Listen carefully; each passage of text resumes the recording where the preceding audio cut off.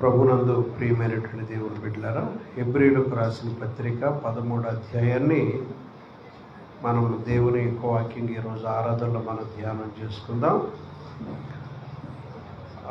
మొదటి వచనంలో ఏముందంటే 13వ అధ్యాయం మొదటి వచనంలో సహోదర ప్రేమ నిలువరముగా నుండనీయుడి.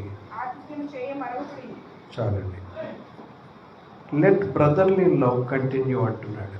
అంటే సంఘములో సహోదర ప్రేమ నిలవరముగా ఉండనేనంటాడు. ఇక్కడ కూడి ఉన్న మనం ఒక ఇంటిలో పుట్టిన వాళ్ళం కాదు, కానీ అనేక కుటుంబాల నుంచి ఇక్కడికి వచ్చాం. కానీ ఒక తండ్రి బిడ్డలుగా మనం ఉంటున్నాం. మీరందరూ ఒకరినొకరు అక్క చెల్లెండ్రుగాను, దేవుని బిడ్డలను మనం అన్నతమ్ములుగాను, ఒకరికొకరు మనలో మనం దేవుని ప్రేమతో నింపబడి ఉండాలి. ఏమిటంటే సహోదర ప్రేమ యందు ఆ సహోదరుడు అంటే ఒకే ఉదరములో నుండి పుట్టిన వాళ్ళలాగా, ఒకే తల్లి గర్భంలో నుండి పుట్టిన బిడ్డల్లాగా మనం అందరూ ఉండాలి. మనలో కుల భేదం కానీ, మత భేదం కానీ, రంగు భేదం కానీ, జాతి భేదం ఇలాంటివి ఏమి ఉండకూడదు. క్రీస్తు బిడ్డల్లో సహోదరులాగా ఉండాలి. దేవుడు నమ్ముకున్న ఎవరైనా, దాసుడైనా, అధికారి అయినా, స్వతంత్రుడైనా అందరూ కూడా ఎలా ఉండాలంటే సహోదర ప్రేమ కలిగి ఉండాలి. ఒకరి సుఖ దుఃఖాలను ఒకరు పాల్పొంపులు పొందేటట్లుగా ఉండాలి. కాబట్టి ప్రియమైన దేవుని బిడ్డలారా, సహోదర ప్రేమ దేవుని బిడ్డలో నిలువరముగా ఉండనియాలి. ఈ సహోదర ప్రేమను గ్రీకు భాషలో ఫిలదెల్ఫియా అంటారు. ఫిలదెల్ఫియా అంటే సహోదర ప్రేమ. కాబట్టి ప్రియమైన దేవుని బిడ్డలారా, దీనిలో మనం మ్యూచువల్ ఎఫెక్షన్ ఉండాలి, యూనిటీ ఉండాలి. దీంట్లోని హాస్పిటాలిటీ, ఆతిథ్యం చేసుకోవటం ఉండాలి. అలాగే కాకుండా caring for the one and other. మనం ఒకళ్ళనొకళ్ళు ఒకళ్ళ విషయంలో ఒకడు, వాళ్ళకి ఏ అవసరత ఉన్నారు, వాళ్ళ పరిస్థితి ఏంటి అని పట్టించుకునే స్వభావం దేవుని బిడ్డల్లో మనకి ఉండాలి. దేవునికి స్తోత్రం. ఇదేనమాట. అంటే ఒకరినొకరు ఒక ఎఫెక్షన్, అనురాగం కలిగి ఉండాలి. దేవునికి స్తోత్రం కలగాలి. కాబట్టి సహోదర ప్రేమ నిలువరంగా ఉండని అపోస్తలుడు పౌలు, చాలామంది దీన్ని అపోస్తలుడు పౌలు రాశాడు. భిన్నాభిప్రాయాలను ఎవరు రాశారని కానీ బైబిల్లో మనకి అపోస్తలుడు పౌలు హెబ్రీయులకు రాసిన పత్రిక ఉంది. కాబట్టి ఇక్కడ ఈ పత్రిక చివరిలో సహోదర ప్రేమ గురించి ఎంఫసైజ్ చేస్తున్నాడు. కాబట్టి సహోదర ప్రేమ మనం అందరం కూడా మనలో నిలువరముగా ఉండనియాలి. రెండవ మాట దాంట్లో అంటున్నాడు, ఆతిథ్యము చేయ మరొకడి. ఇది చాలా ఒక రకమైన ఆత్మీయ సంబంధమైన గిఫ్ట్ కలిగి ఉన్నట్టే. ఒకవేళ ఎవరైనా ఆతిథ్యం చేసే మనసుంటే వాళ్ళు ఆధ్యాత్మిక స్థితిలో ఒక గొప్ప వరాన్ని పొందిన వాళ్ళ లెక్క. ఆతిథ్యం చేయడం కూడా ఒక గొప్ప కృపావరమే, అందరి వల్ల కాదు. ఆతిథ్యం చేయటం, ప్రేమగా వచ్చిన అతిథులను లేదా సేవకులను, మన ఇంటికి వచ్చిన వారిని ప్రేమతో పలకరించి ఆతిథ్యం చేయటం అనేది అది ఒక గొప్ప వరము లాంటిది. అది అలా చేయటం విశ్వాసులకు మరింత మంచిదని దేవుడు చెప్తున్నాడు. దేవునికి స్తోత్రం. ఆతిథ్యము చేయ మరొకడి. Do not neglect to show hospitality. ఏమంటాడమ్మా? Do not neglect to show hospitality. ఆతిథ్యం చేయటం మాకు. హాస్పిటాలిటీ అంటే హాస్పిటల్ అనుకోమాకండి. హాస్పిటాలిటీ అంటే ఆతిథ్యం ఇవ్వటం. ఎవరైతే ఆతిథ్యాలు ఇస్తారో నేను అనుకుంటున్నాడు హాస్పిటల్కి వెళ్ళకుండా దేవుడు చూసుకుంటాడు. దేవుడికి ఇస్తారు. ఆ మాటలో అలాగ నాకు అనిపించింది. ఎందుకంటే మన పితరురాలైనటువంటి అబ్రహాము భార్య 90 ఏళ్ల వృద్ధురాలు హాస్పిటల్ని, డాక్టర్ని సంప్రదించకుండా నా వయసులో బిడ్డలకు అంత కారణం ఏంటో తెలుసా? దేవుడే వాళ్ళ ఆతిథ్యం స్వీకరించడానికి. ఆదికాండం 18వ అధ్యాయంలో ఉంటుంది. దేవుడే తండ్రి, కుమార, పరిశుద్ధాత్మలో రూపాన్న మానవుల్లాగా వాళ్ళ దగ్గరికి నడిచి వచ్చేసాడు.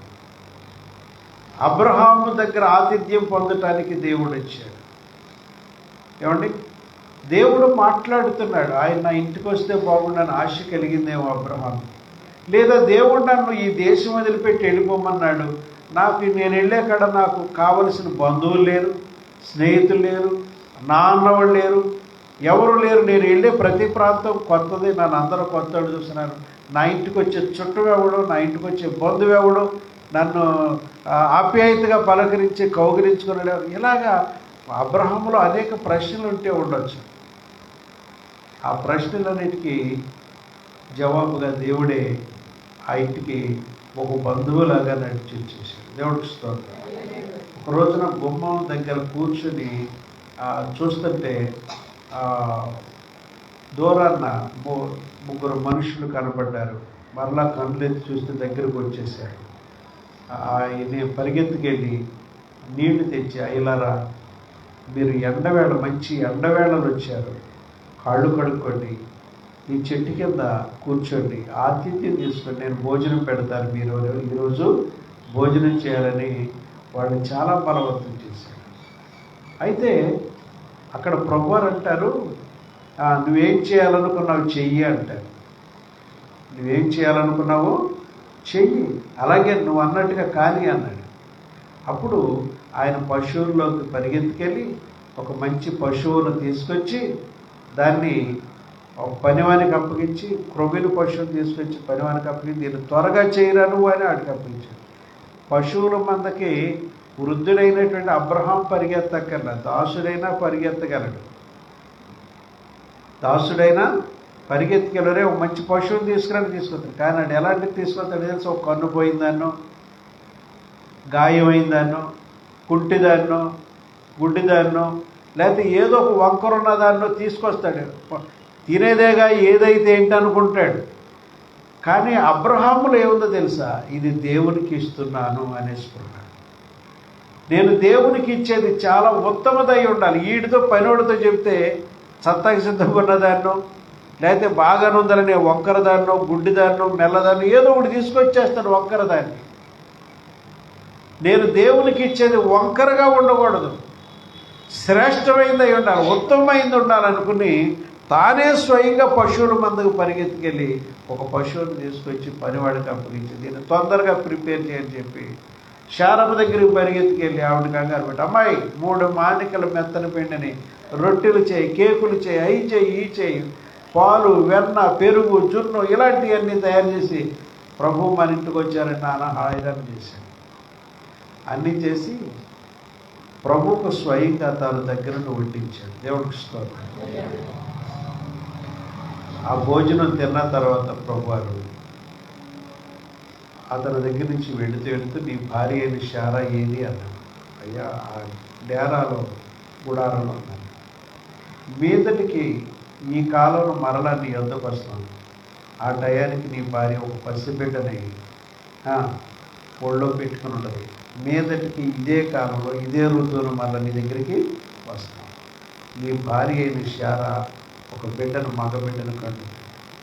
ఆవిడ ఆ మాటకి ఏమనుకుందో తెలియదు, కానీ ఆవిడ పక్కుమన్నవి.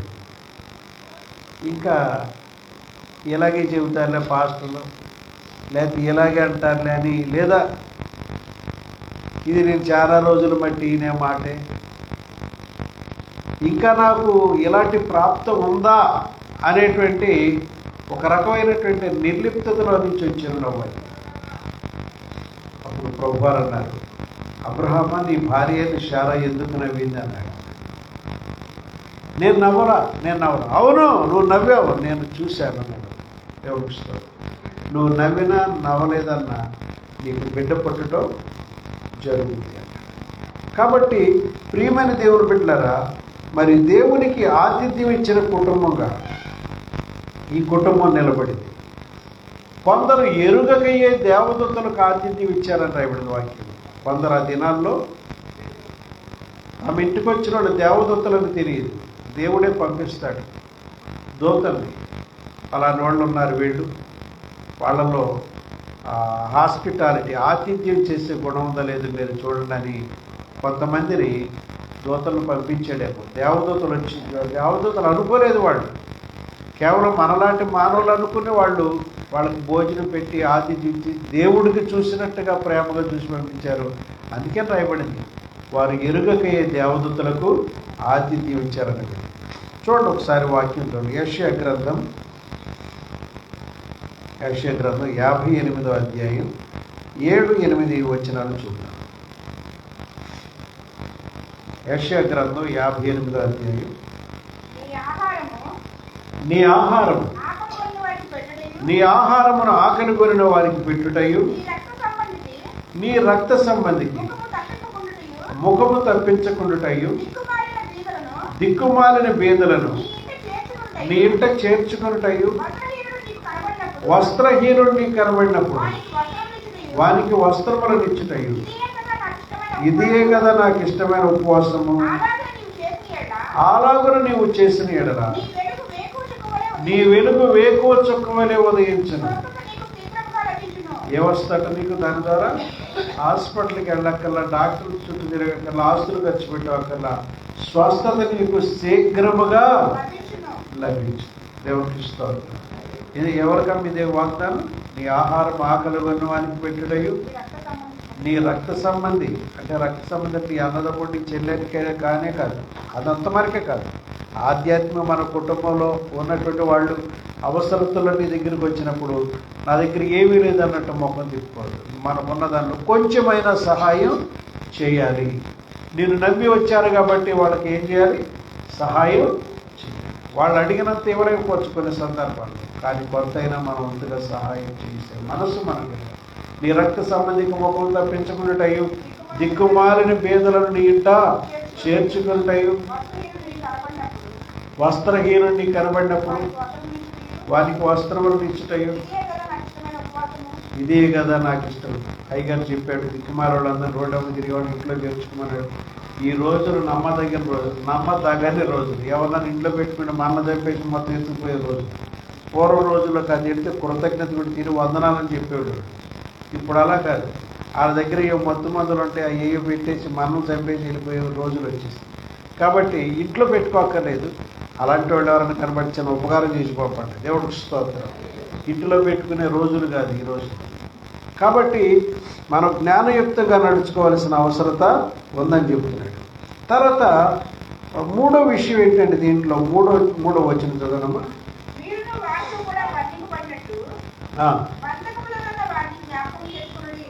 ఈ అధ్యాయం అంతా మనం చెప్పుకుంటున్నాం. మీరు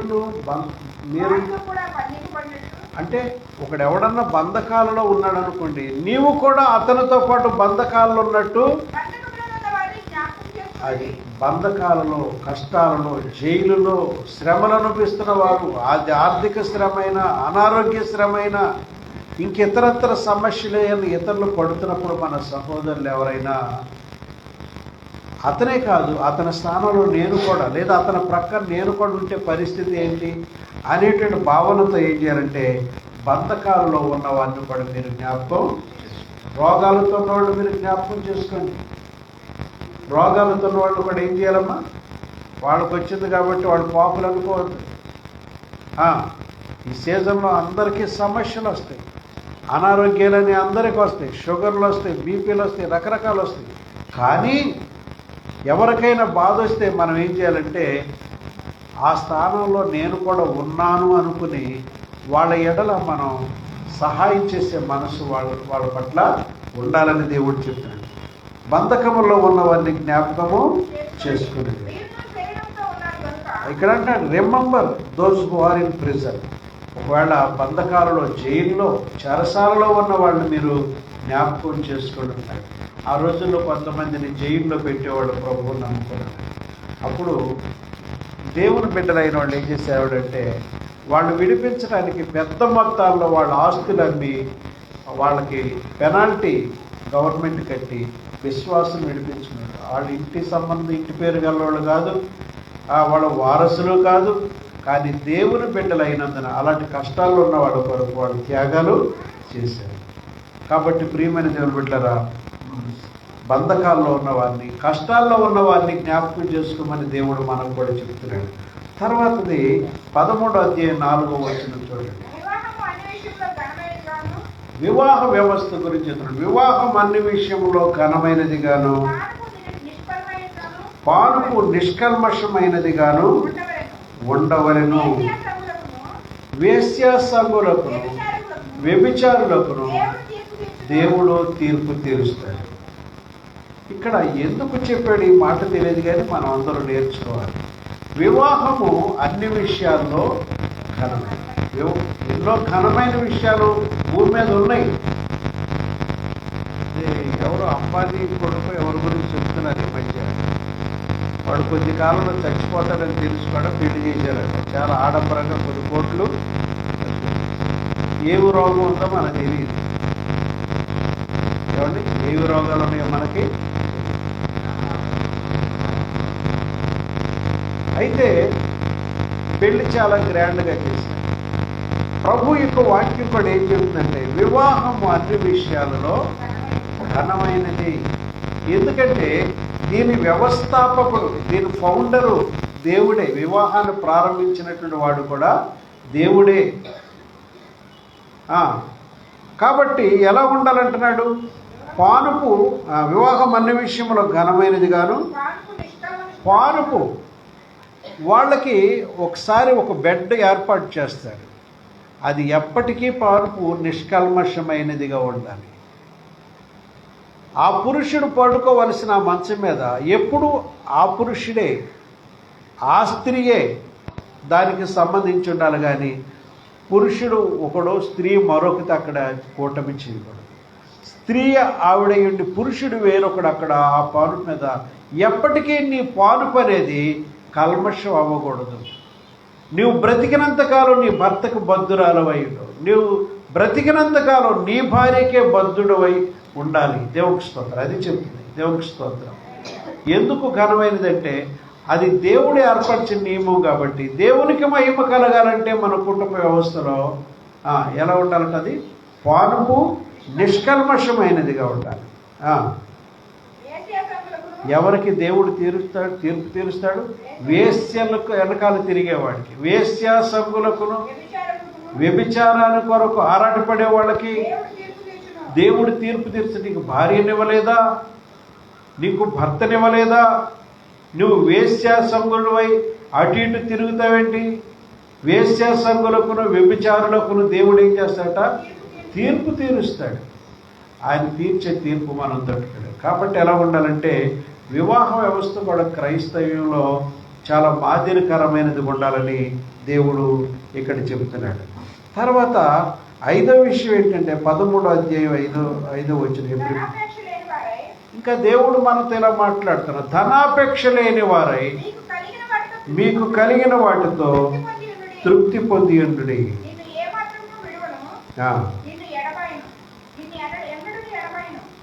ఇక్కడ దేవుడు చక్కని మాటలు చెప్తున్నాడు. ధనాపేక్ష లేని వారయ్యండి, మీకు కలిగిన వాటితో తృప్తి పొందండి.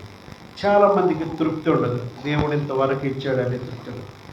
ఇంకా అపేక్ష, తీవ్రమైన కోరిక, డబ్బు సంపాదించేయాలనేటువంటిది తీవ్రమైన కోరిక ఎప్పుడైతే వస్తుందో అప్పుడే మానవుడు కీడుల్లో, మోసాల్లో, అనేకమైనటువంటి నష్టాల్లో పడిపోతాడని దేవుడు వాక్యం చెబుతుంది.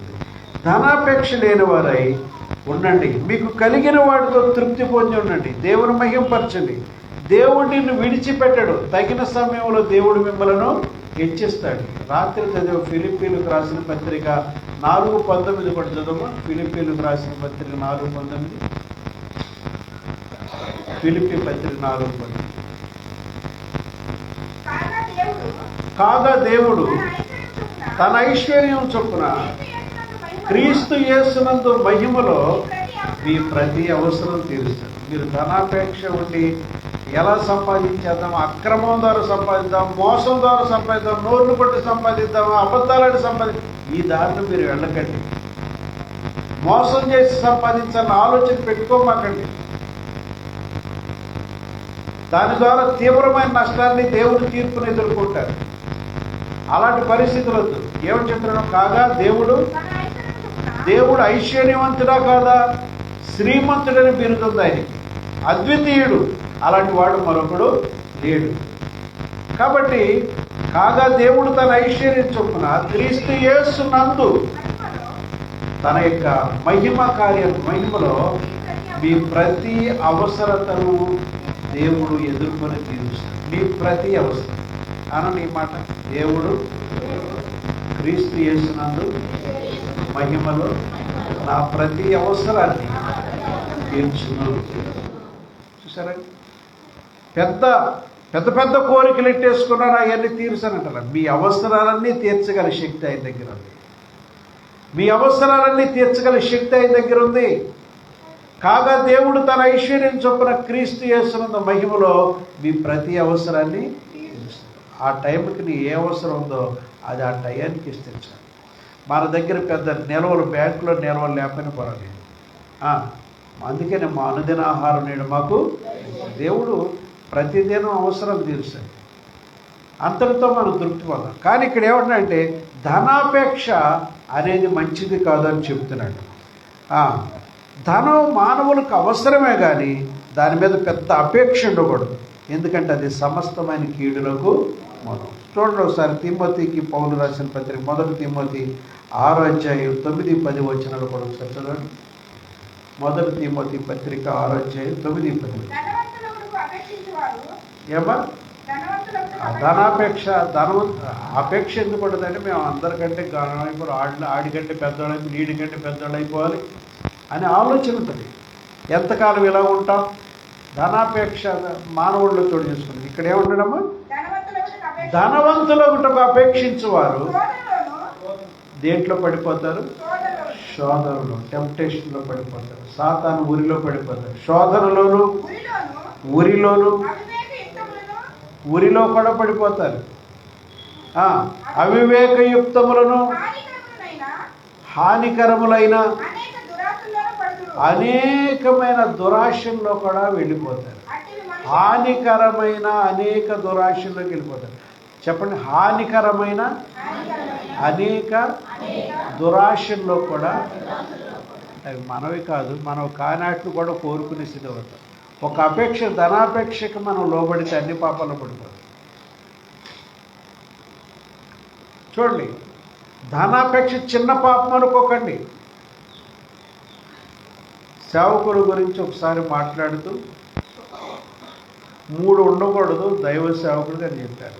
ఏంటిది? స్త్రీ వాంఛ, రాజకీయ వాంఛ, పదవి వాంఛ. 3వది ధనం వాంఛ. 3 ఉండకూడదు చెప్పారు. అంటే 2 మేజర్ పాపాల్లా కనపడతాయి. స్త్రీ వాంఛ, రాజకీయ వాంఛ, అవన్నీ తప్పుడు పనులే, అన్ని మోసాలు ఉంటాయి అనుకుంటారు. కానీ ధనం దగ్గరికి వచ్చేటోడికి అది పెద్ద పాపం కాదనుకుంటారు. ఎవరు? దైవ సేవకులు లాంటి వాళ్ళు కూడా ఏమనిపిస్తాడికి ఇది పెద్ద పాపం కాదులంటారు. కానీ వాటితో ఈక్వల్ పాపం ఏది? ధనాపేక్ష. ఇప్పుడు చూడండి ఈ వాక్యం, ధనాపేక్ష సమస్త కీడులకు మూలం. సమస్త కీడులు దాంట్లో దాగి ఉన్నాయి. ధనం కొరకు పరిగెత్తే కీడులో పడతావు. దైవ సేవకుడా, ఈ లైవ్లో వాక్యం వింటున్న దైవ సేవకులరా, నువ్వు స్త్రీ వాంఛలో లేవు కరెక్టే, రాజకీయాల్లోకి వెళ్ళలేదు కరెక్టే, కానీ డబ్బాషల్లో పడిపోయినా నీకు అది ప్రమాదమే. ధనాపేక్ష అనేటువంటిది సమస్త కీడులకు. విశ్వాసులారా, విశ్వాసంలో పెద్దగా ఎదగాలని ఆలోచించేవాళ్ళారా, ఇది మీకు కూడా ఉపయోగం. లైవ్లో దేవుడు ఈరోజు నీతో మాట్లాడుతున్నాడు. నువ్వు ఏదో ఆర్థికంగా గొప్పవాళ్ళైపోవాలని ఆలోచన ఉంటే అది కూడా నిన్ను పతనానికి తీసుకెళ్ళిపోయే ఉద్దేశమే. పతనానికి వెళ్ళిపోతావు. మనకి ఏమాత్రం దేవుడు అనుగ్రహించి దాంట్లో తృప్తి పొంది దేవుని కృతజ్ఞతలు చెల్లించాలి. కానీ ఒక తీవ్రమైన అపేక్ష కోరికలు మనలోకి వచ్చేసి నేనేదో అయిపోవాలి, నేను పెద్దగా అయిపోవాలి, అలాగైపోవాలి, ఇలాగైపోవాలని ఆ కోరికలు మనలో ఇప్పుడు కూడా రానివ్వకూడదు. దానికి స్థానం కల్పించకూడదు. ధనాపేక్ష సమస్త కీడులకు మూలము. కొందరు ఆ ధనాన్ని బాగా ఆశించి, కొన్ని ఆశించినప్పుడు కొన్ని విశ్వాసంలో ఉన్నారా? ఏమా భక్తిలో నిలబడ్డారా? విశ్వాసం నుంచి ఏమైపోయారంట? భక్తి మార్గం నుంచి కూడా తొలగిపోతారు. ధనాపేక్ష ఎవరిలో అయితే ఉంటుందో ఏమవుతారట? ఒక ఆవిడ టిఫిన్లో అన్నం పెట్టుకుని ఆదివారం నాడు అలా వెళ్తే ఇక్కడ ప్రార్థన జరుగుతుంది. రావాయమని ఒక ఆవిడ కాలనీలో, అమ్మాయి ఇవాళ ఆదివారం ప్రార్థన అయితే టిఫిన్లోంచి అన్నం పెట్టుకుని అలాగ వెళ్ళిపోతామేంటి, ఏంటి వాళ్ళ ప్రార్థనను గుర్తులేదా ఏంటి ఇలాగ వెళ్తున్నావు అంటే, అది ఆవిడకి అవమానం అనిపించింది. ఈ సంఘం మానేసేసి ప్రార్థన ఆ రోజుతో మానేసి దాసు గారి దగ్గరికి వెళ్ళింది. దాసు గారు ఆదివారం ప్రార్థనకి పనిలోకి వెళ్ళమని చెప్తాడా? ఎక్కడికన్నా వెళ్ళు, ప్రార్థన తప్పులేదు. కానీ ఆదివారం నాడు మనం ఏం చేయకూడదు, పనులకి వెళ్ళకూడదు. దేవుడు ఆరాధన, దేవుడిని కనపరచాలి. నీ ఇంట్లో పిల్లలతో, భార్యతో, బిడ్డలతో సంతోషం, ఆరాధన అయిన కాడి నుంచి నీ కుటుంబంలో సంతోషం ఉండాలి. హల్లెలూయా. అయితే కొంతమంది హెచ్చరిస్తే వాళ్ళకి నచ్చదు. ఈ గుడి మానేసావు, గుడి మానేస్తే నాకేమైనా పెద్ద నష్టమా? నీకే నష్టం. దేవుడికి స్తోత్రం కలుగుతుంది. ప్రియమైన దేవుడు బిడ్డలారా, కొందరు ధనాపేక్ష కలిగిన వారిలాగా ఉన్నారు. ధనాపేక్ష సమస్త కీడులకు మూలం. కొందరు దాన్ని ఆశించి విశ్వాస జీవితాల నుంచే తొలగిపోయారట. విశ్వాసం, దేవుడి మీద విశ్వాసం కూడా పోగొట్టుకున్నారా? ఏమొచ్చినాయంట వాళ్ళకి? విశ్వాసం నుంచి తొలగిపోగానే నానా బాధలతో. నానా బాధలు అంటే ఏంటమ్మా? ఒక బాధ కాదు, న్యూమరస్, అంటే లెక్కెట్టలేనన్ని నా బాధలు వచ్చేసినాయంట వాళ్ళ మీద. ఒక్క ధనాపేక్షని కోరిక నీలో గనక నాటబడితే లెక్కకు మించినటువంటి ఏమంట నానా బాధలు, ఒక బాధ కాదు, రెండు బాధలు కాదు, లెక్కకు మించిన బాధలు వాళ్ళ కుటుంబాల్లోకి వచ్చారు. లెక్క పెట్టలేదు. నానా బాధలతో ఎవరు పొడిచారు వీళ్ళని? కత్తి ఎవరు ఇచ్చారు? కత్తి ఎవరు ఎట్టి పొడిచారు? తమ్మును తామే సూసైడ్ చేసి చచ్చిపోయారట. ఎవడు చంపలే వాళ్ళని. నీలో వచ్చిన ధనాపేక్ష నుంచి అంటారు. నీలో వచ్చిన ధనాపేక్ష నిన్ను దేవుళ్ళలోంచి, సంఘంలోంచి, భక్తిలోంచి దూరం చేశారు. కొంతమంది డబ్బు కొరకు తప్పుడు పనులు చేస్తారు. డబ్బు మొక్క ఎరగవా? డబ్బు దేవుడు నీకు ఎవరు తక్కువ చేశాడా? నీ భర్త సంపాదించట్లేదా? అన్ని దేవుడు మనకి ఇస్తున్నాడు కదా. డబ్బు కొరకు మనం గంగవేర్రి వేషాలు వేయకూడదు. దేవుడికి స్తోత్రం. దేవుడు తన కృప చొప్పున మీ ప్రతి అవసరం తీర్చగలిగిన దేవుడు. దేవుడికి స్తోత్రం. హల్లెలూయా. ఇంకా ఏదో కూడగట్టేయాలని కొంతమంది అనుకుంటారు. కానీ దాని కొరకు మనం తప్పుడు వేషాలు, అసలు ధనాపేక్ష రావటం పెద్ద తప్పు. ధనాపేక్ష సమస్త కీడులకు. కొందరు దాన్ని ఆశించి ఏమైపోయారట? విశ్వాసం నుండి తొలగిపోయారట. స్వరముగా నిద్రపోతున్నారా? కొందరు దాన్ని ఆశించి, డబ్బును ఆశించి విశ్వాస జీవితంలోంచే దేవుళ్ళని తొలగిపోయారు. ఇంకేమైంది? నానా బాధలు కొని తెచ్చుకున్నారండి. ఆఖరికి ఎండలో తమను తామే పొడుచుకుని చచ్చారు. ఎవరు కూడా వాళ్ళ కానీ సూసైడ్ చేశారు. ప్రియ సహోదరులట,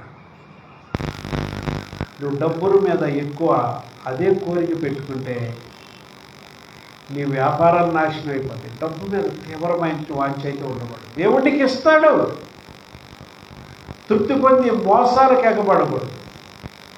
ఏమండి? మోసాలకు మనం ఎగబడకూడదు. నువ్వు క్రైస్తవుడు అయితే నువ్వు ఏదైనా షాప్ పెట్టుకుంటే దాంట్లో నాణ్యమైన సరుకులు అమ్మాలి. అన్ని డూప్లికేట్లు, దొంగ సరుకులు, ఇలాంటివన్నీ కూడా. మన క్రైస్తవుడు అంటేనే ఒక బ్రాండ్ నేమ్ దేవుడు లోకానికి. దేవుడికి స్తోత్రం. ఇజ్రాయేల్ ఏదైనా తయారు చేశారంటే చాలా విలువైంది. దేవుని బిడ్డలు సౌత్ కొరియాలో ఏదైనా తయారు చేశారంటే అది క్రిస్టియన్ చాలా మంచిది. ఇలా పేర్లు ఉంటున్నాయి. మన దేవుడిని బట్టి విలియం కేరీ చెప్పులు తయారు చేస్తే చాలా ఏళ్ళలో ఉండేటి, ఏం చెప్పి చెదిరే కదా. కాబట్టి ఒక క్రైస్తవుడిగా నువ్వు ఎలా ఉండాలంటే ధనాపేక్ష కొరకు మనం పరిగెత్తకూడదు. తర్వాత దానివల్ల ఏమొస్తాయంటే నానా బాధలతో తమ్మును తామే పొడుచుకు చచ్చిపోయే స్థితికి వస్తారు. చాలామంది సినిమా యాక్టర్లు డాబాల మీద దూకి చచ్చిపోయారు, సూసైడ్ చేసి చచ్చిపోయారు, ఊరేసి చచ్చిపోయారు. కారణం ఏంటంటే వాళ్ళు డబ్బు కొరకు ఆశతో వెళ్ళారు. తర్వాత దానిలో ఏదన్నా తేడా కొట్టేసరికి, ఛాన్సెస్ రాపోయేసరికి ఏమయ్యారు? ఒక అతను ఉరిపెట్టుకు చచ్చిపోయాడు. ఎవరో సినిమా యాక్టర్. అతనికి సినిమాల్లో ఛాన్సులు రావటం మానేసిన కుర్రోడే. కానీ నేను ఇంక అంత డబ్బులు సంపాదించలేకపోతాను, నేను అవమాన భారంతో ఉరేసి తెచ్చుకున్నాను. ధనాపేక్ష సమస్త కీడులకు. దేవుని బిడ్డలు ఎలా ఉండాలంటే, దేవుడే నా ఆస్తి, దేవుడే నాకు సమస్తం ఇస్తాడు, నా దేవుడు నేను సేవించే దేవుడు నమ్మకమైన దేవుడు, ఆయన శ్రీమంతుడు, సకల ఐశ్వర్యాలు గల దేవుడు, మాకు చాలినంత ఇవ్వగలిగిన దేవుడు, మా బిడ్డ టయానికి మాకు అప్పటికి ఎంత అవసరం అంత ఇస్తాడని ఒక నమ్మకంతో ఉండాలి. దేవుడికి స్తోత్రం. శ్రీమంతుడా యేసయ్యా నా ఆత్మకు అభిషేకమా, నా అభినయ శ్రీమంతుడా యేసయ్యా నా ఆత్మకు అభిషేకమా, నా అభినయ.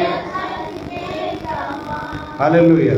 మన దేవుడు శ్రీమంతుడైన దేవుడైన సంగతి మీరు ఎప్పుడు కూడా మర్చిపోలేదు. తర్వాత 13వ అధ్యాయం 7వ వచనం చూడండి. 13వ అధ్యాయం 7. మరొక విషయం చెప్తారు. మీకు దేవుని వాక్యం బోధించి మీపై నాయకులుగా ఉన్న వారిని జ్ఞాపకం చేసుకుని వారి ప్రవర్తన ఫలమును శ్రద్ధగా తలంచుకొనుచు వారి విశ్వాసమును, వారి ప్రవర్తన ఫలాన్ని చూడండి. వాళ్ళు ఎలా జీవించారు, వాళ్ళ ప్రవర్తన ఎలా ఉంది, వారి ప్రవర్తన ఫలమును అనుసరించి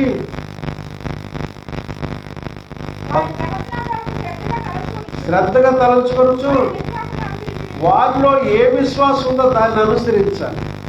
దేవుని యొక్క వాక్యం బోధిస్తున్నటువంటి వారిని మీరు ఏం చేయమంటున్నాడు? మీకు దేవుని వాక్యం బోధించి మీపై నాయకులుగా ఉన్న వారిని మీరు జ్ఞాపకం చేస్తారు. ప్రియమైన దేవుని బిడ్డలారా, వాళ్ళ ప్రవర్తన ఫలాన్ని ఆలోచించండి. వాళ్ళు ఎలా బ్రతుకుతున్నారు, వాళ్ళ విశ్వాసాన్ని కనిపెట్టండి, వాళ్ళ జీవితం మాదిరిని చూడండి. ఒక శిష్యర్కు నేర్చుకోవాలనుకున్న వాళ్ళు కూడా ఏది చూడాలి? దైవ సేవకులను విశ్వాసం, వాళ్ళ ప్రవర్తన ఫలం, వాళ్ళు ఎలా బ్రతుకుతున్నారు, వారి జీవిత శైలి, వాళ్ళ పద్ధతుల్ని ఆ భక్తి జీవితంలోకి రావాలి. దేవుడితో ఏదో ఆశించి సేవలోకి రాకూడదు, కానీ మనం ఎలా భక్తిగా జీవించాలి. ఏలియా దగ్గర ఎలీషా శిష్యుడు ఉన్నాడు. తెలుసా మీకు? ఏమి నేర్చుకున్నాడు? భక్తి నేర్చుకున్నాడు. ఏం నేర్చుకున్నాడమ్మా? కుసుమకుమారి ఇక్కడ ఉన్నారా? భక్తి నేర్చుకున్నాడు. ఏలియా ఈయన కలిసి వెళుతుండగా యొర్దాను నది వచ్చింది. ఏలి ఏం చేశాడంటే తన ఒంటి మీద ఉన్న దుప్పటి తీసి నీళ్ళ మీద కొట్టాడు. యెహోవా దేవా, ఈ యొర్దాను నది విడిపోవునుగా కాదు. ఆయన ఒంటి మీద కప్పుకున్న దుప్పటిలో ఎంత శక్తి ఉందో చూడండి, ప్రేమ ప్రభావం.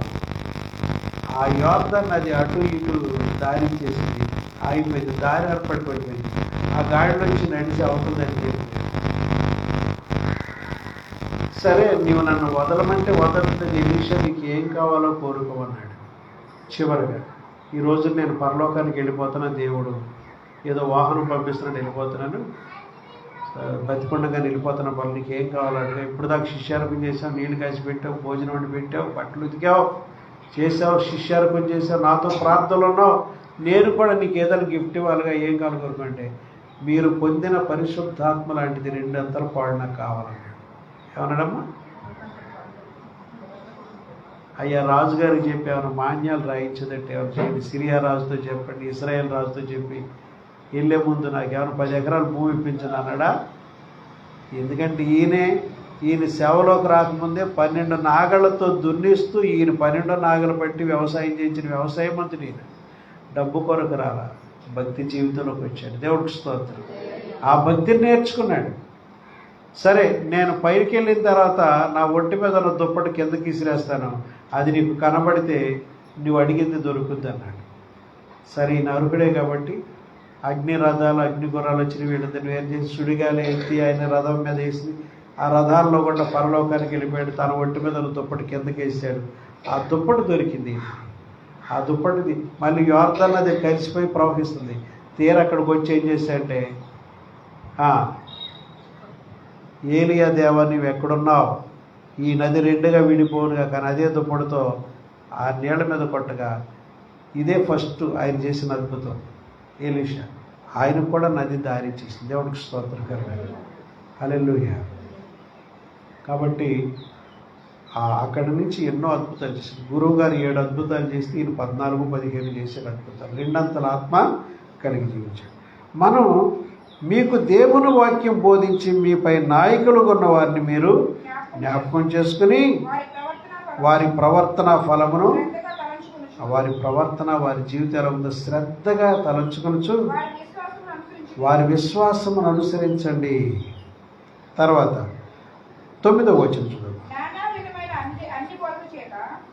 నానా విధములైన అన్య బోధల చేత త్రిప్పబడకుడి, భోజన పదార్థమును బట్టి కాక కృపను బట్టి హృదయమును స్థిరపరచుకునట మంచిది.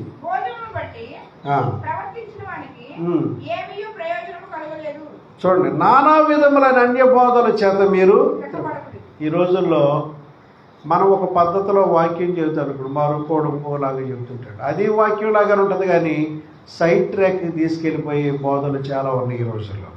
కాబట్టి ప్రియమైన దేవుని బిడ్డలారా, కొంతమంది ఏం చేస్తున్నారంటే ఈ ఊరు సంఘాలన్నీ వచ్చి నా సంఘంలో కలిసిపోవాలన్నట్టుగా వారానికి ఒక పెద్ద స్పీకర్ని తీసుకొచ్చేసేసి పెద్ద ప్రచారాలు చేసేసి వాల్ పోస్టర్లు ఈ అడావిడి చుట్టుపక్కల మండలాల్లో చేసేసి ముందు డబ్బులు ఖర్చు పెట్టేసి కార్పొరేట్ సంస్థలాగా నా సంఘం పెరిగిపోవాలని ఏం చేస్తున్నానంటే అందరికి ఇంటింట పత్రికలు పనిచేసి ఈ ఆదివారం నాడు మా దగ్గర సభ ఉందరండి. దాని ద్వారా ఏమవుతుంది, చిన్న చిన్న సంఘాల్లో ఉన్న వాళ్ళందరూ వాక్యం మీద ఆశతో ఆ పాస్టర్ దగ్గరికి వెళ్ళకుండా ఈ కార్పొరేట్ పాస్టర్ దగ్గరికి వచ్చిన వాళ్ళందరూ కోడి మాంసంతో భోజనం, వచ్చిన వాళ్ళందరికీ ప్రేమ వీధులు అని పెడుతుంటే కొంతమంది ఏం చేస్తున్నారంటే భోజనాలకు ఆశించి కూడా వెళ్ళిపోతుంది. దేని కొరకు వెళ్ళిపోతారు కొంతమంది? ఇక్కడ చెప్తున్నాడు, నానా విధములైన అన్య బోధల చేత మీరు త్రిప్పబడకుడి, భోజన పదార్థాలను బట్టి కాక కృపను బట్టి హృదయాన్ని స్థిరపరచుకోవటం మంచిది. భోజనమును బట్టి ప్రవర్తించిన వానికి ఏమీ ప్రయోజనము కలగదు. కొంతమంది అక్కడ భోజనాలకు వెళ్ళి అన్ని చివరాకులే కానీ మొదలాకులు పెట్టట్లేదు అనేవాళ్ళు. ఒకసారి అంటే ఎక్కడో ఒక టెంపుల్ దగ్గర భోజనాలకు వెళ్ళేవాళ్ళు వెస్ట్ గోదావరిలోకి, అన్ని అరిటాకు చివరాకులేనండి, మొదలాకు లేదండి. ఎన్నో ఆకులు పెద్ద ప్రగల్భాలు పలుకుతారు ఇక్కడికి వచ్చి అక్కడ భోజనాల గురించి. అక్కడికి వెళ్ళిన వాళ్ళందరూ కోడి మసాలా పెడుతున్నారండి. అదే అడతారు, నువ్వు భోజనానికి వెళ్ళావా వాక్యానికి వెళ్ళావా? దేని కొరకు వెళ్ళావమ్మా? వాక్యం దేవుని కొరకు వెళ్ళేది దేవుడి గురించి. భోజనాల గురించి ప్రేరేపణ పేరుతారు అక్కడ, ఆయన బాగెట్టడానికి మన వాటి గురించి అన్నప్పుడు. కాబట్టి ఇక్కడ నానా విధములైన అన్యబోధల చేత మీరు త్రిప్పబడకుడి, భోజనాల కొరకు సంఘం విడిచి వెళ్ళొద్దు.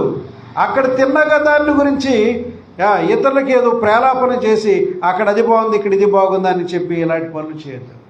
ఎవరి సంఘాల్లో వాళ్ళు ఉండి దేవుడిని కనపరుచుకుని, చిన్న సేవకుడైన పెద్ద సేవకుడైన అందరూ సేవ చేయాలి. అందరూ విశ్వాసులందరూ వాళ్ళ సేవకులతో కలిసి పనిచేయాల్సిన అవసరత ఉంది. తర్వాత 13వ అధ్యాయంలో 12, 13 వచనాలు కూడా చూడమ్మా.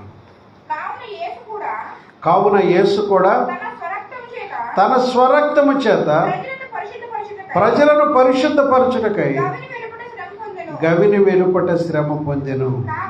కాబట్టి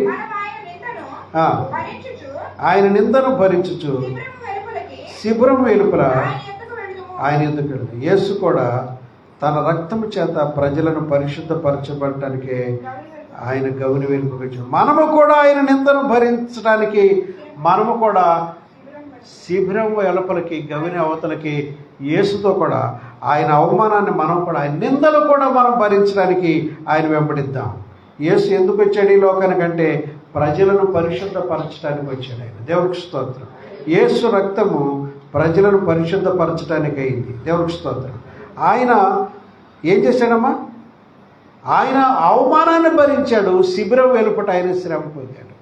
గవిని వెలుపడిస్తారు. మనము కూడా ఏం చేయాలంటే ఆయన నిందను భరించుకుంటూ ఆ శిబిరం ఏర్పడికి ఆయన యుద్ధకు మనం చేరుకోవాలి. ఆయన నిందను మనం భరించాలి. ఈ లోపల అనేక మంది మనల్ని ఆక్షేపిస్తారు. మీ యేసు ఎవడో కొడితే ప్రజలు కూడా చనిపోయాడు, ఏదో 3 మేకులు బీక్కులిపోయాడు, ఇలాంటివి అంటుంటారు. కాదు, ఆయన ఎందుకు చనిపోయాడని సంగతి మనకు మాత్రమే తెలుసు. దేవుడికి స్తోత్రం. కాబట్టి మనం ఆయన నిందను భరించుకుంటూ మనం వెళదాం. తర్వాత 13వ అధ్యాయం 14 వచ్చిన చదువు. నిలువరమైన పట్టణము మనకిక్కడ లేదు కానీ ఉండబో దాని కోసము ఎదురు చూచుచున్నాం. ఏంటిదమ్మా?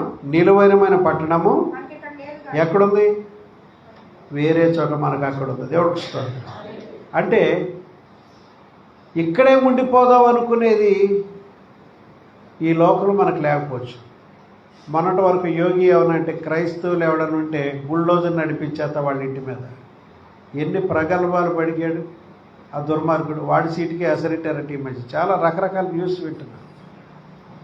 మోడీ అతన్ని ఎదగకుండా చేయడానికి ఆయన ప్రయత్నాలు ఆయన చేస్తున్నారు అని అనుకుంటున్నారు వార్తలు. కాబట్టి ఇక్కడ ఏముందంటే నిలువరమైన పట్టణము మనకిక్కడ లేదు.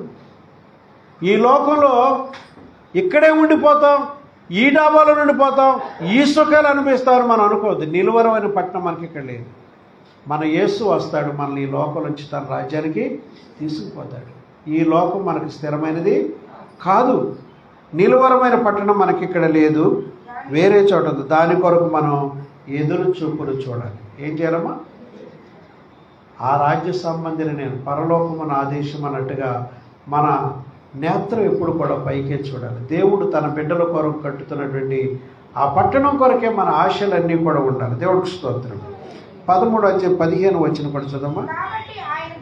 కాబట్టి ఆయన ద్వారా యేసు ద్వారా దేవునికి ఎల్లప్పుడూ స్తుతియాగము చేయుదము, అనగా ఆయన నామమును ఒప్పుకొనుచు నోటి ద్వారా దేవునికి ఇచ్చే జిహ్వా ఫలము దేవునికి అర్పిద్దాం. యేసు ద్వారా దేవునికి ఏమర్పిద్దాం? స్తుతియాగం అర్పిద్దాం. అంటే నోటితో పలికేది దేవుడికి ఇద్దాం, నోటితో స్తుతులు అర్పిద్దాం. దేవుడికి స్తోత్రం. తర్వాత 16 వచ్చిన ఏమంటున్నాయంటే ఉపకారమును ధర్మమును చేయటం మరిచిపోకుడి. అంటే ఇవి చేత్తో చేసేయి ఉపకారాలు. నేను ఎప్పుడు దేవుడిని స్తుతిస్తాను, నోటితో ఎప్పుడు స్తోత్రాలు స్తుతులే ఉంటాయి అనుకుంటారు చాలామంది. నోటితో స్తుతులు చేసే నీవు చేతితో ప్రజలకి చేయాలి. దేవుడికి స్తోత్రం. ఏం చేయాలమ్మా? చేతులతో నీ ప్రజలు నీ ఎదుట ఉన్నటువంటి పేదలకి సహాయం చేయాలి. నోటితో దేవుని స్తుతించాలి, చేతులతో మనం ఏం చేయాలమ్మా? చేతులతో చేసేటువంటి యాగం కూడా ఉంది. 16 వచ్చిన మన చదవమ్మా. ఉపకారమును ధర్మమును చేయటం మరిచిపోకుడి. ఇవి కూడా ఉపకారాలు అనేవి కూడా యాగాలే. అట్టి యాగములు, ఉపకారము ధర్మం చేయటం అనేవి కూడా అట్టి యాగములు దేవునికి ఇష్టమే. పైదేమో స్తుతి యాగం, ఇదేమో ఉపకార యాగం. ఇది దేవుడికి స్తోత్రం. ఇటు యాగములు దేవునికి ఇష్టం. 17 వచ్చిన కూడా చూడండి. మీ పైన నాయకులుగా ఉన్నవారు లెక్క ఒప్ప చెప్పవలసిన వారి వలె మీ ఆత్మలను కాయిచున్నారు. వారు దుఃఖముతో ఆ పని చేసిన ఎడల మీకు నిష్ప్రయోజనము కనుక దుఃఖముతో కాక ఆనందముతో చేయనట్లు వారి మాట విని వారికి లోబడి ఉండండి. దేవుడికి స్తోత్రం. చాలా చక్కని మాట అండి. మీ పైన నాయకులుగా ఉన్నవారు దేవుడికి అకౌంటబిలిటీగా ఉన్నారండి, అకౌంటబుల్గా ఉన్నారు. మీ పైన నాయకులుగా ఉండి పాస్టర్లుగా ఉన్నవారు దేవునికి లెక్క ఒప్ప చెప్పవలసిన వారి వలె మీ ఆత్మలను కాయిస్తున్నారు. మీరు పడుకుని నిద్రపోతారు కానీ పాస్టర్లు కొన్నిసార్లు తెల్లవారులు మెలుకుంటూ ప్రార్థిస్తారు. చాలా సమయం వరకు నేను దేవుని సన్నిధిలో రాత్రి పడి వేచి ఉన్నాను. హల్లెలూయా. కారణం ఏంటంటే మా బాధ్యత అదేంటంటే మీ ఆత్మలను కాయుట. దైవ సేవకుడు ఇక్కడ వాక్యం చెప్పి వెళ్ళిపోవటం కాదు, మీ విశ్వాసం లోపాన్ని సరిచేయమని, మిమ్మల్ని ఆధ్యాత్మిక దేవుడు ప్రోత్సహించాలని, మీ కొరకు మేము చేతులెత్తి మళ్ళీ దేవుని సన్నిధిలో ప్రార్థన, మీ ఆత్మల గురించి మేము ప్రార్థన చేస్తాం. సాలిపేట సంఘం గురించి, కైకులూరులో 2 ఆరాధనల గురించి, కరకట్ట దగ్గర జరిగే ప్రార్థన, గ్రీన్ విలేజ్ జరిగే ఇటన్నిటి కొరకు కూడా ప్రతి చోట ఉన్న విశ్వాస కొరకు మేము ప్రార్థన చేస్తాం. ఇక్కడ ఏముందంటే మీ పైన నాయకులుగా ఉన్నవారు లెక్క ఒప్ప చెప్పాలి. ఎవరికి లెక్కప్ప చెప్పాలి? మా డైరెక్టర్లు ఎవరికి లెక్కప్ప చెప్పాలి. నువ్వు ఎవరికి బాప్తీసం ఇచ్చావు, ఎవరు ఎంతమంది ఉన్నారు, ఎంతమంది నమ్ముకుని, ఎంతమంది సంఘాలు, ఎవరికి మేము చెప్పక్కర్లా. ఎవరు మమ్మల్ని అడగరు కూడా. దేవుడికి స్తోత్రం. ఎవరికి అప్పగించాలి? దేవునికి. నువ్వేం ఏలియా ఇక్కడ నువ్వేం చేస్తున్నావు అని దేవుడు ఏలియాని 2-3 సార్లు, ఇక్కడ ఏలియా నువ్వు ఇక్కడ ఏం చేస్తున్నావు? దేవునితో గడిపేసినప్పుడు దేవునితో గడపాలి. ప్రజల మధ్యకి వెళ్ళి సేవ చేయాల్సినప్పుడు ప్రజల మధ్య కూడా వెళ్ళాలి. అది దేవుని మరలా ఏకాంతంగా దేవుణ్ణి కలుసుకోవాలి. కాబట్టి ఇక్కడ మీ పైన నాయకులు ఉన్నవారు లెక్క ఒప్ప చెప్పవలసిన వారి వలె మీ ఆత్మలను కాస్తున్నారు. ఈ సంగతి మీకు తెలుసా? మీ భర్త గురించి, మీకు లోబడని మీ బిడ్డల గురించి, త్రాగే నీ భర్త గురించి, చెడిపోయినటువంటి మీ కుటుంబ సభ్యుల గురించి దైవ సేవకులు భారంతో దేవుడి సన్నిధిలో ప్రార్థన చేస్తాడని ఎంతమందికి తెలుసు? మీ ఆత్మలను కాయించున్నారు.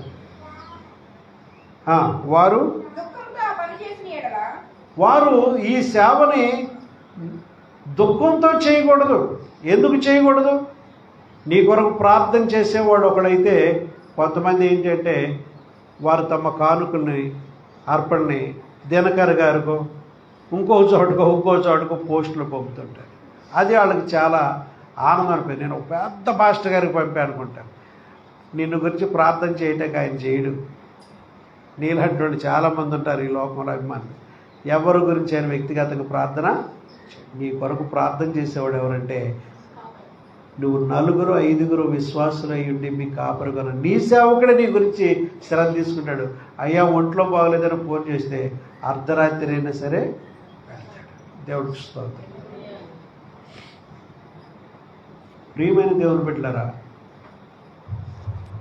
మన సంఘంలో సీతమహాలక్ష్మి గారి భర్త అనారోగ్యం ఉంటే ఆయన దగ్గర నేను కూర్చుని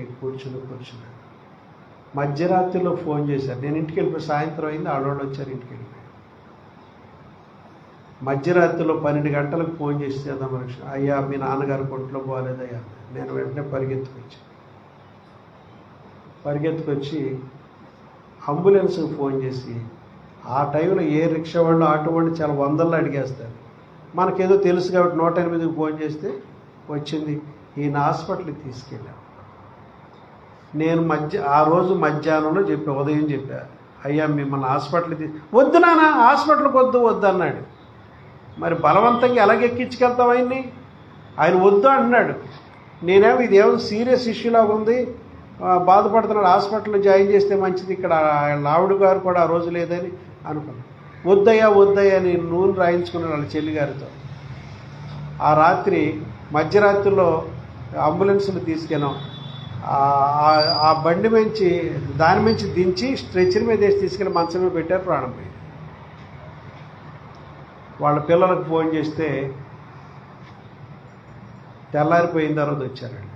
ఆ రాత్రి అంతా ఆయన చనిపోయిన శవాన్ని నేను సీతమహాలక్ష్మి కాపలా కాశాను.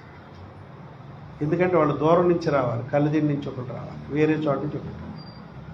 కారణం ఏంటంటే సేవకుడు ఒక బాధ్యత వహిస్తాడు. పొలిశెట్టి సరస్వతి గారు అని ఒక ఆవిడ ఉంది సాలిపేటలో. ఆవిడ పాపం ఎవరో లేరు, దిక్కుమొక్కు లేరు పాపం. ఆవిడ కొరకు తల తిప్పొచ్చి పడిపోతుందంట. నేను హౌస్ విజిటింగ్ చేతకి వెళితే ఇంట్లో ఒంటరిగా తలిపేసుకుని పెద్ద పెద్దగా ఏడ్చేస్తుంది, చుట్టుపక్కల అందరికి వినబడేటట్టు. కానీ ఎవరు వచ్చి ఏంటని అంటలా. ఎందుకంటే ఆవిడకి ఎవరు నానేవాళ్ళు లేరు.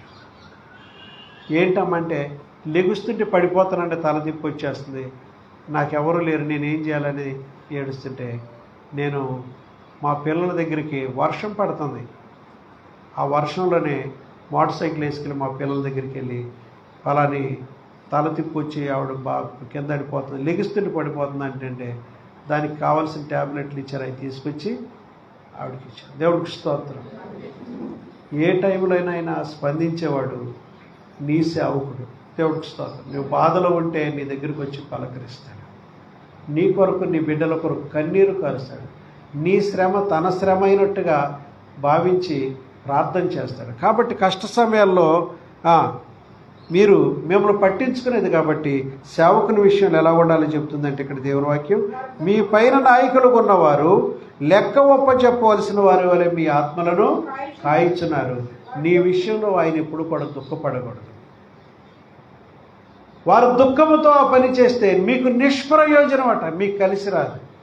దేవుడి సేవకుడు కనుక నీ కుటుంబ విషయంలో కన్నీరు కార్చాయంటే నీకు జీవితాంతం నిష్ప్రయోజనం. నువ్వు చేసే ప్రతి పనిలో నీకు యూజ్ ఉండదు. దేవుడికి స్తోత్రం. వారు దుఃఖముతో కాక ఆనందంతో చేయనట్టు వారి మాట విని వారికి లోబడి ఉండుడి. దేవుడికి స్తోత్రం. చివరిసారిగా 13వ అధ్యాయం 18వ వచనం కూడా చదవండి. మా నిమిత్తము ప్రార్థన చేయుడి. మేము అన్ని విషయములను యోగ్యముగా ప్రవర్తింపగొరచు మంచి మనస్సాక్షి కలిగి ఉన్నామని నమ్ముకొనుచున్నాము. పౌలు భక్తుడు అక్కడ ఉన్నటువంటి హెబ్రీ సంఘాన్ని కోరేది ఏంటంటే, మా నిమిత్తం కూడా మీరు ప్రార్థన చేయండి అని అర్జీ చేస్తున్నారు. కాబట్టి ప్రియమైన దేవుని బిడ్డలారా, మీ కొరకు మేము ప్రార్థన చేసినప్పుడు విశ్వాసులైన వాళ్ళు ఏం చేయాలి? సేవకుని గురించి ప్రార్థన చేయాలి. ఒక సేవకుడు ఏం చేస్తుంటాడంటే, ఈ గ్రామం బాగుపడాలి, ఈ ప్రజలు బాగుపడాలి, ఈ ప్రజలు బాగుపడాలి, వీళ్ళందరి కొరకు తిరుగుతాడు కానీ తన కుటుంబాన్ని బాగు చేసుకోలేడు. ఒక సందర్భం మైనస్ ఎక్కడ జరుగుతుందంటే, సేవకులకి ఎక్కువ వాళ్ళ కుటుంబాలకు దెబ్బ తగులుతుంది. కారణం ఏంటో తెలుసండి? దేశం అంతా బాగు చేస్తాడు కానీ కొన్నిసార్లు తన కుటుంబానికి బోధ చేసుకోలేడు, లేదా తన కుటుంబం గురించి పట్టించుకోడు. ఇలా చాలా కుటుంబాల్లో సాతాను దెబ్బ ఎక్కడ పడుతుందంటే ఎవరి మీద పడుతుంది? పాస్టర్ కుటుంబం మీదే పడుతుంది. అందుకని మీరు ఏం చేయాలంటే, సంఘం ఏం చేయాలంటే, సేవకుడి కుటుంబం కొరకు ప్రార్థనలు మేము మీ కొరకు ప్రార్థన చేస్తున్నప్పుడు మీరందరూ ఏం చేయాలి? అయ్యా, దేవుని సేవకుడు కుటుంబాన్ని కాపాడమని మీరు మా గురించి ప్రార్థన, మమ్మల్ని సేవలో నిలబెట్టి వాడుకొని మీరందరూ కూడా ప్రార్థన చేయాలి. దేవుడికి స్తోత్రం. కాబట్టి హెబ్రీ పత్రిక 13వ అధ్యాయంలో మనం నేర్చుకున్న మాటలు ఏంటంటే, సహోదర ప్రేమ యందు నిలవరముగా ఉండాలి, ఆతిథ్యం చేయటం మరవకూడదు, బంధకాల్లో ఉన్న వాళ్ళని, కష్టాల్లో ఉన్న వాళ్ళని జ్ఞాపకం చేసుకోవాలి. వివాహ వ్యవస్థ అనే దానికి వచ్చేటికి చాలా జాగ్రత్తగా ఉండాలి. వేశ్య సంఘులుగా, వ్యభిచారులుగా ఎవరు కూడా ఉండకూడదు. అలాగే ధనాపేక్ష లేని వారై మీకు కలిగిన వాటితో తృప్తి పొందండి. మీకు వాక్యం బోధించి మీపై నాయకులు ఉన్న వారిని మీరు జ్ఞాపకం చేసుకోండి. నానా విధములైన అన్య బోధల చేత మీరు త్రిప్పబడద్దు, భోజనాల కొరకు పరిగెత్తద్దు. యేసు రక్తము ప్రజలను పరిశుద్ధపరచడానికే ఆయన మన కొరకు శిబిరం వెలుపల శ్రమ పొందాడు. మనం ఆయన నిందను భరించాలి. మనకిక్కడ ఏమీ లేదు కానీ మనకున్నదంతా పరలోకంలో దాచబడదు. దేవునికి స్తోత్రం. కాబట్టి యేసుక్రీస్తు ద్వారా తండ్రి అయిన దేవునికి ఎల్లప్పుడూ స్తుతి యాగం చేద్దాం. మన జిహ్వా ఫలం అర్పిద్దాం. అంత మాత్రమే కాదు, మన చేతితో చేయవలసిన ఉపకార యాగాలు కూడా చేద్దాం. హల్లెలూయా. మీ పైన నాయకులు ఉన్నవారు లెక్క ఒప్ప చెప్పవలసిన వారి వల్ల మీ ఆత్మలు కాయించున్నారు. వారు ఎప్పుడు కూడా దుఃఖంతో ఆ పని చేయకూడదు. దుఃఖంతో ఆ పని, ఒకవేళ సేవకుడు కనుక నీ విషయంలో కన్నీరు కార్చాయంటే నీ కుటుంబానికి దేవుడు ఏ మేలు చేయడు. వాళ్ళు నీ విషయంలో కన్నీరు కార్చకుండా ఆనందంతో చేయాలంటే దేవుడి సేవకుడు చెప్పినట్టుగా దేవుళ్ళో నడిస్తే అది మీకు ఆశీర్వాదం, మీ కుటుంబాలకి ఆశీర్వాదం. కళ్ళు మూసుకొని ప్రార్థన చేసుకుందాం.